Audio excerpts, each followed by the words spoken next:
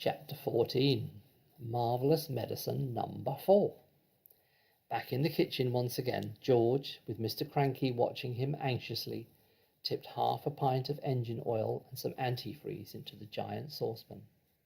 "Boil it up again," cried Mr. Cranky. "Boil it and stir it." George boiled it and stirred it. "You'll never get it right," said Mrs. Cranky.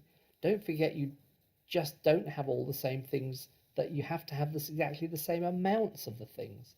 So how can you possibly do that?" "You keep out of this," cried Mr. Cranky. "We're doing fine. We've got it this time. You see if we haven't."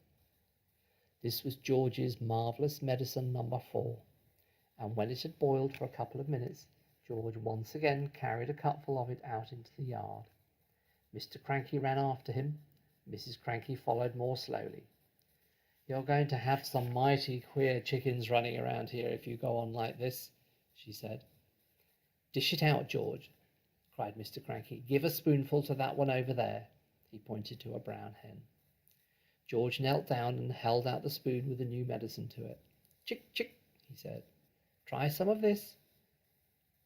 The brown hen walked over and looked at the spoon, and then it went peck. "Ouch!" it said, and then there was a funny whistling noise came out of its beak. "Watch it grow," shouted Mr. Cranky. "Don't be too sure," said Mrs. Cranky. "Why is it whistling like that?"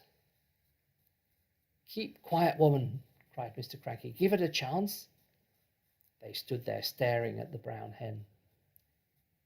"It's getting smaller," George said. "Look at it, Dad, it's shrinking." And indeed it was. In less than a minute, the hen had shrunk so much it looked no bigger than a new hatched chick. It looked ridiculous.